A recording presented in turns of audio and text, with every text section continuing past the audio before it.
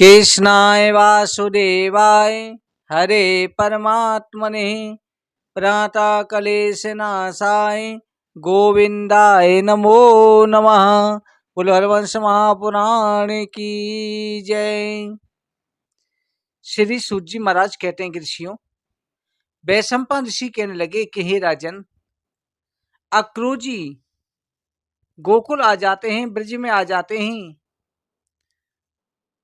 और नंद बाबा से कहते हैं कि कृष्ण बलराम को महाराज कंस ने बुलाया है। नंद बाबा ने कहा कि कृष्ण बलराम को किस लिए बुलाया है? कृष्ण बलराम से क्या रिश्ता है? ये मेरे पुत्र हैं, बलराम वसुदेव जी का पुत्र है, परंतु कृष्ण तो मेरा पुत्र है, मेरा लाला है।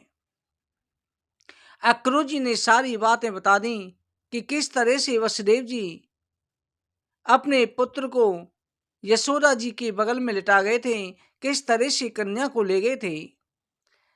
कहा कि कृष्ण देवकी वसुदेव का आठवीं संतान है। ये सुनते ही नंद बाबा कटे हुए वृक्ष की भांति गिर पड़े।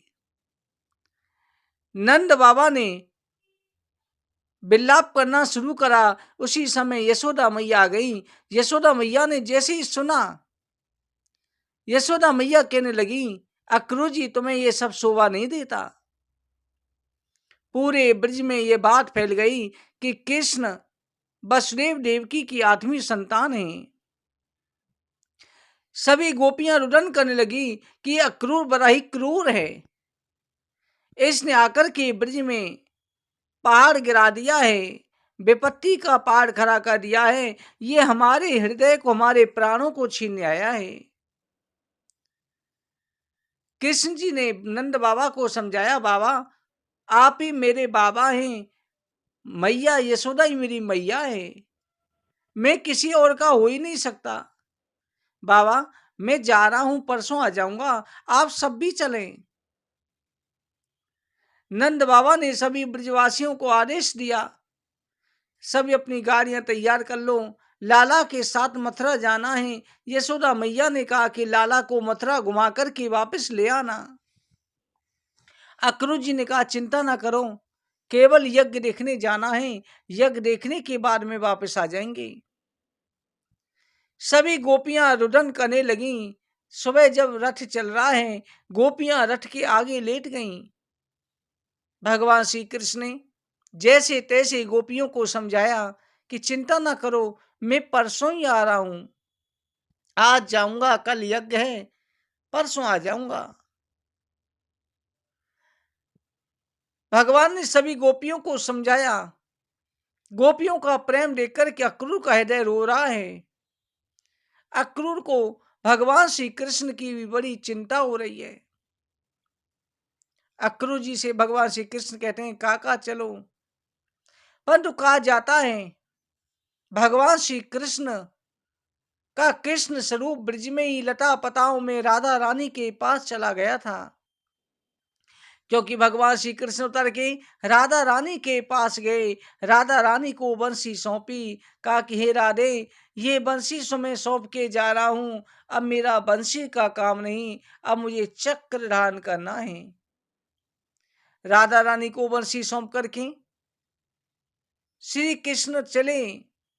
तभी कहा जाता है, ब्रज गोपाल ब्रज ही रहे, रहे गोपियन साथ, दुष्टन के कछु कारणे, बने द्वारिका नाथ।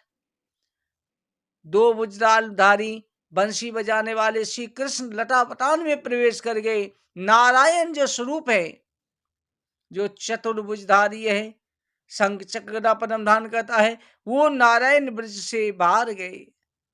जब तक ब्रज में भगवान का कृष्ण स्वरूप प्रत्यक्ष रहा, भगवान ने अस्त्र धारण नहीं किया, बड़े से बड़े राक्षसों को भुजाओं से मारा है, परंतु अस्त्र शस्त्र का प्रयोग किसी भी राक्षस पर नहीं किया।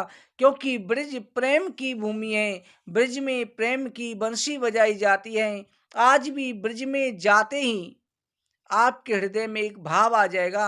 आप जैसे ही ब्रज में प्रवेश करोगे, वृंदावन में प्रवेश करते हृदय में प्रेम उत्पन्न हो जाता है और मथुरापुरी में प्रवेश करते ही हृदय का परिवर्तन अलग हो जाता है, क्योंकि स्थान का भी परिवर्तन पड़ता है।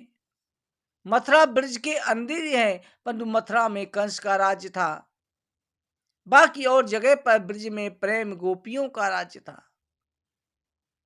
भगवान श्री कृष्ण को लेकर के, कृष्ण बलराम को लेकर के जमुना जी किनारे अक्रूर जी पहुंचते हैं। अक्रूर जी ने वहां जाकर के कहा कृष्ण बलराम से कि लाला, मैं जमुना जी में स्नान करके आ रहा हूं, आप रथ पर ही बैठे रहो। भगवान कृष्ण का ठीक है काका, आप स्नान करके आ जाए। अक्रूर जी स्नान करने के लिए पहुंचे। जैसे ही जमुना जी में डुबकी लगाई, जमुना जी के अंदर अक्रूर जी ने शेष नाग की सैया पर शयन करते हुए भगवान श्री कृष्ण को देखा, जिनके हाथ में शंख चक्र गदा पद्म दान थे। बड़े बड़े ऋषि मुनि सिद्ध गणेश दिनेश महेश उनकी उपासना कर रहे थे। अक्रूर जी को देख करके भगवान कृष्ण ने कहा, आइए काका जी। उस रूप को देख करके पहले भयभीत हुए, फिर कृष्ण जी की स्तुति करी। कृष्ण जी वहां अदृश्य हो गए। फिर भगवान अक्रूर जी बाहर आए तो देखा कि कृष्ण और बलराम रथ पर बैठे हुए मुस्कुरा रहे हैं। अक्रूर जी भयभीत थे, आकर के रथ पर बैठ गए। भगवान कृष्ण कहते हैं, काका, यमुना जी में स्नान करने में बहुत देर लगा दी। अक्रूर जी कहने लगे कि हे नारायण, मैं वृथा ही आपकी चिंता कर रहा था। जो सारे संसार की चिंता करता है, उसकी चिंता मैं कर रहा था। भगवान कहने लगे, काका, ये भाव मुझे अच्छा लगता है। मैंने आपको चिंता से मुक्त किया है। मेरे भक्त मेरी इसी प्रकार चिंता करते हैं, इसीलिए तो मैं भक्तों के वशीभूत हो जाता हूं। मैं भक्तों का दास, भगत मेरे मुकुटमणि।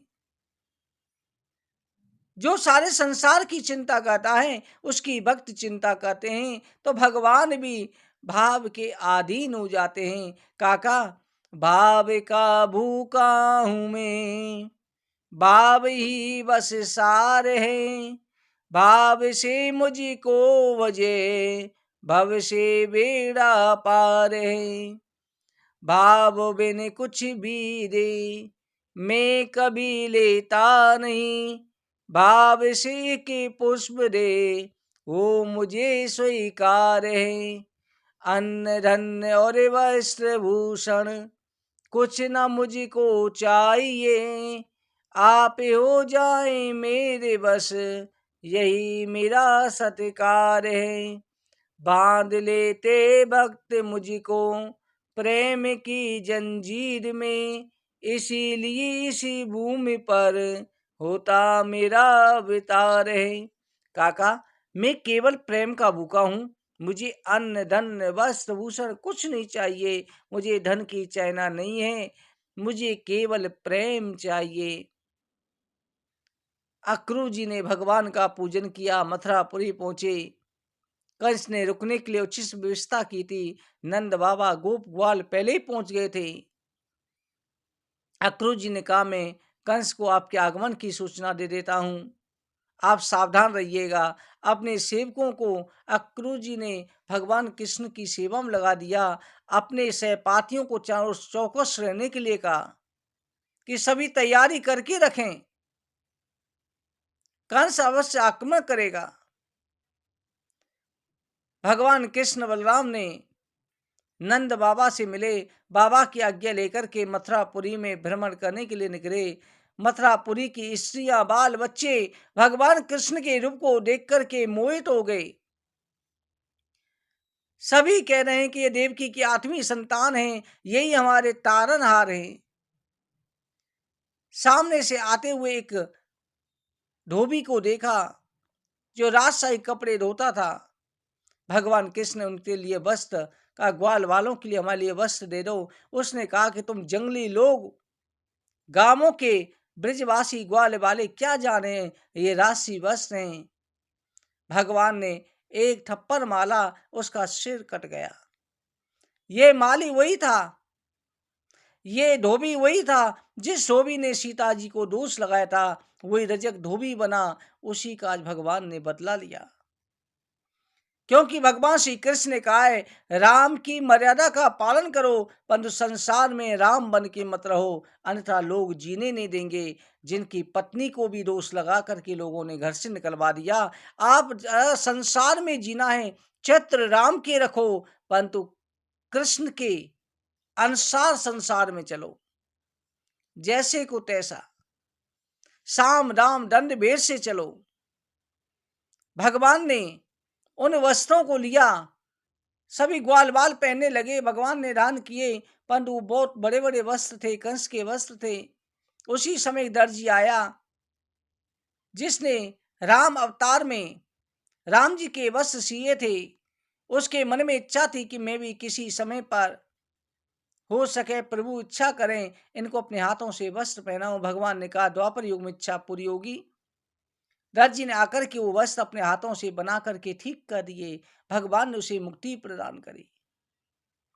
आगे चले, उसी समय श्री रामा नाम का माली दिखाई दिया, जो कुबेर का माली था, जो रोजाना कुबेर के यहाँ शिव जी की पूजा के लिए फूल लेके जाता था। उसकी इच्छा थी, मैं कभी कृष्ण जी को अपने हाथ से फूल माला धारण कराऊं, गोलोक धाम वासी कृष्ण की सेवा करूं। भगवान ने कहा, द्वापर युग में मेरा अवतार होगा। शिव जी की कृपा से उसका द्वापर में उस माली का जन्म हुआ, और भगवान कृष्ण के अवतार पर उसने मालाएं ला करके कृष्ण भगवान को धारण करा दी। इस तरह से भगवान आगे मथुरापुरी की तरफ चल दिए। बोलो वृंदावन बिहारी लाल की जय, हरवंश महापुराण की जय। भक्तों, आगे कथा कल के अध्याय में वर्णन करेंगे। जय श्री कृष्ण।